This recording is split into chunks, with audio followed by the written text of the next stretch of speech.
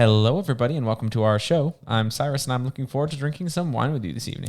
And I'm Brittany, and fall is coming. It's falling. Everybody run away. Yeah. So today we're going to be reviewing 2 wines from New Zealand.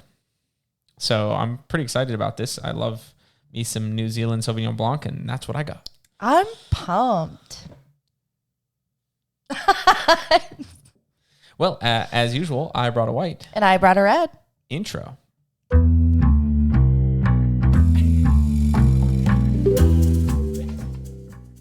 So, Brittany, what do you have for us this week?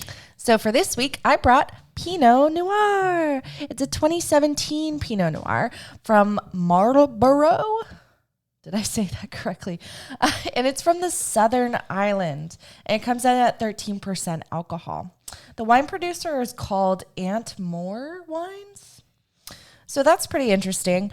And going in to buy this type of wine, there were 3 red wines available for this region? And all were Pinot Noir. Yeah. And that confirms our research. We found that Pinot Noir is the most famous red wine from New Zealand these days. So Exactly. And it's pretty cool. I saw a few bottles, but this label intrigued me a bit more just because of how colorful it is. It has a bunch of different colored leaves, purples, reds, greens, and some sort of it looks like vines and grapes in there too. So yeah, check it out. It's on the screen now for you video people. Wow. And for you podcast people, get with it. It's on YouTube. Yeah. You have internet. Anyway. So, Brittany, why don't we get in and put this in our glasses? Can do. So pouring out of the bottle, it looks quite thin. It doesn't look like a thick red wine, but it still has that browny reddish tinge to it. Yeah, so when you first poured it out, I was definitely like, wow, that is definitely got some brown in there. Let's give it a smell. Let's do it. This smells quite sweet. It smells almost like baked pear with sugar on it. Yeah, it's got some sweetness, but it's also clearly fermented. Maybe strawberry? Maybe that's it. Yeah, like strawberries and cream kind of deal. There's like a fermented quality, like a stewed quality, but I get that strawberry sweetness, the fruity sweetness on the front. Yes, it smells more sweet than I expected. We don't tend to get Pinot Noirs. So this is kind of a scope that we're not super used to, but I'm interested to see if this is going to taste sweet. Honestly, I like that it smells different than most Pinot Noir that we get. Just because you get that, there's like a generic wine smell. This is not that at all. It's very unique. It's very different, and it excites me. Well, let's get in here. Awesome.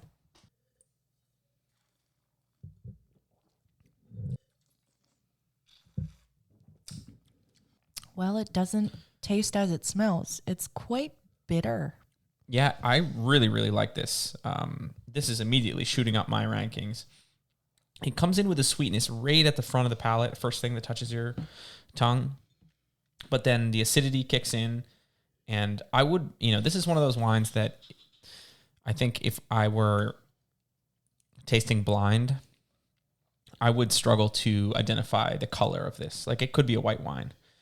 The only thing that gives it away, is that herbal bitter finish, which is really, really, it's kind of a characteristic Pinot Noir thing. But it's very cool.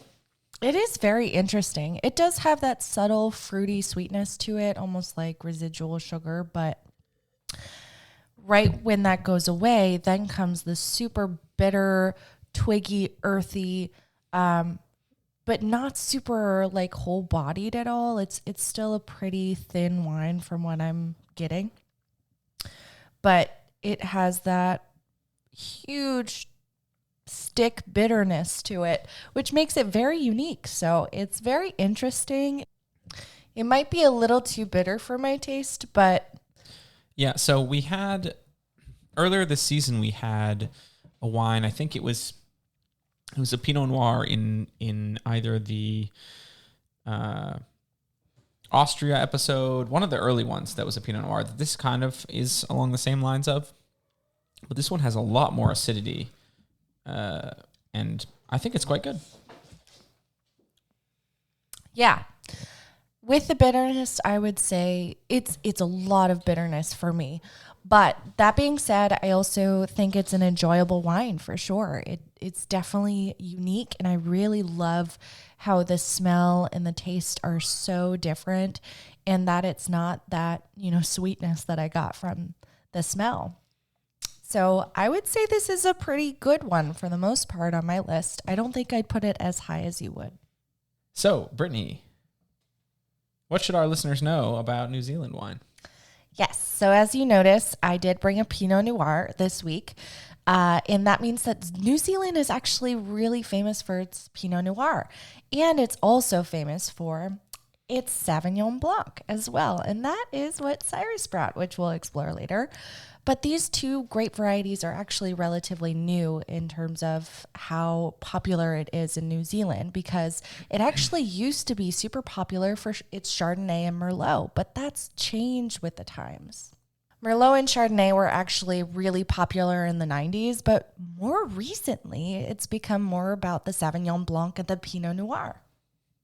Yeah, I've only ever, in my lifetime, it's always been Sauvignon Blanc from New Zealand. That's what you hear about, but and clearly that's all we could find in the store. But right, and actually they make way more white wine than red wine, which is fine. So along with all these changes that New Zealand is making, they are actually really high in terms of their sustainability in vineyards. So their vineyards, like 98% of them in New Zealand are sustainable, which is pretty cool. Yeah, that's such a high number. It's a huge thing.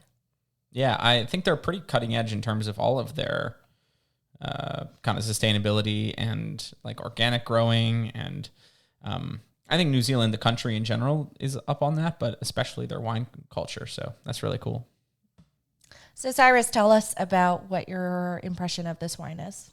Overall, quite good. I like the balance. I like the acidity. I like that it has an herbal bitter finish. Ticks all the boxes for me. Awesome. Yeah, I think that it's really great. I love that it's super different, something that you don't expect, and that's always in my ballpark. So I would place this pretty good on my list, but probably not the best. But overall, wonderful. Okay, well, we're going to take a short break, and when we get back, we will check out my wine. Woohoo! That was bad.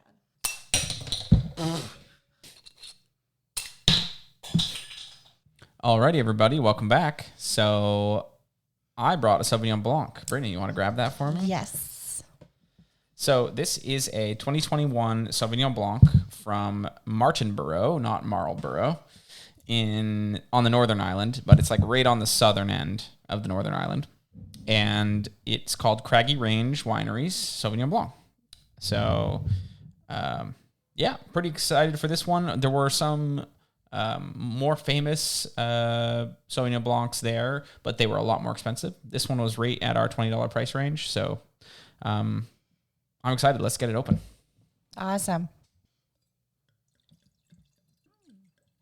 All right, so in the glass, it looks really, really clear. It's almost as if you got water out of the sink that had a filter that's going bad. I had to put that in your brain. I was going to go the other direction, which is it's like looks like lemon water. Oh, that's a better way to put it. Yeah, it's like somebody left the lemons in the pitcher too long at Olive Garden. So it's like a very light lemonade. Yeah, it is very, very light. There are some small bubbles. I think probably just kept under pressure. Well, let's get in and smell this. Awesome. Well, that's a super floral nose for Sauvignon Blanc. Very floral. And I would say I'm getting sort of tropical fruits, almost a combination of pineapple pear. Yeah, and like papaya. Yeah, very white flowers. Interesting island fruits and a bunch of white flowers. Like neroli, orange blossom. This smells amazing. And delicious. Yeah, all of those things. It's mouthwatering. Well, I'm going to get in and taste this. Okay.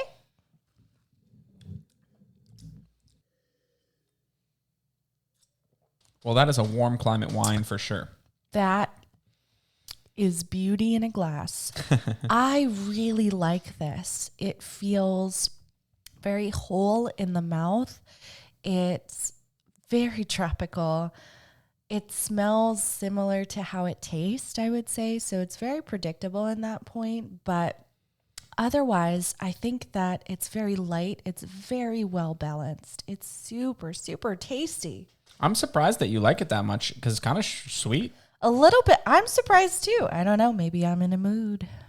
But it is still somewhat floral and fruity, and it is sort of sweet.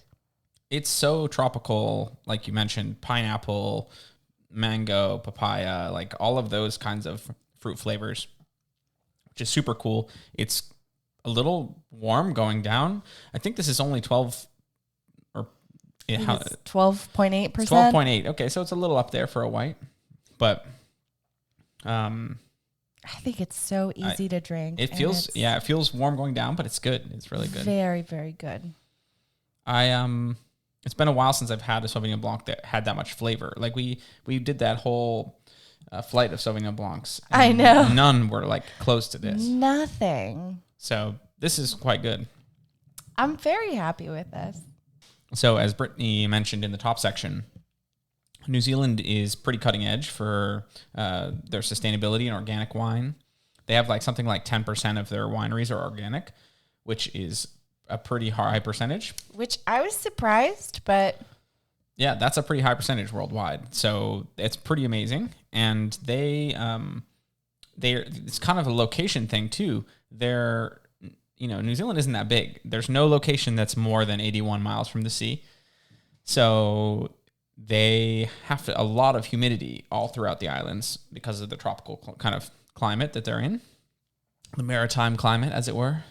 And that means that like there's a lot of, with that humidity comes a lot of like mold and pests and that kind of thing. And so they're also cutting edge with finding natural solutions to those kinds of environmental problems and, keeping their organic reputation. So it's pretty cool. I'd say that they're taking their natural habitat and making the best of it and, pushing forward our knowledge on how to deal with these kinds of things. Pretty cool.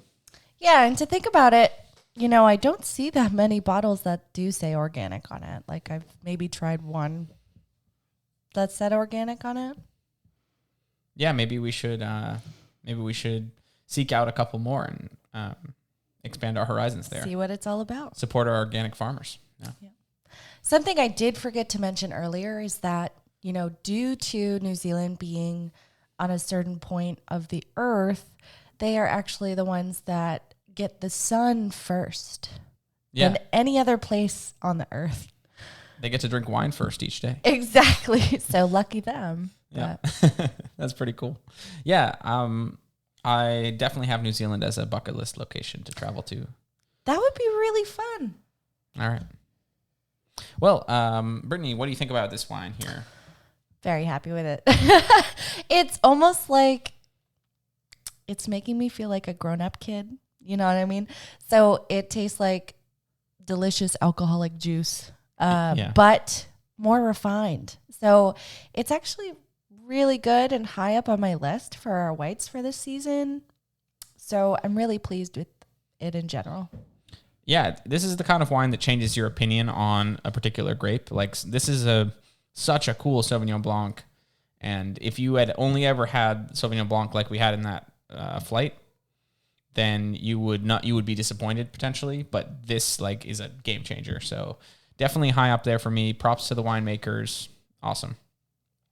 Well, I think that wraps it up for New Zealand. Any last thoughts here before we sign off? I guess we're going to look at plane tickets. Yeah, I guess so.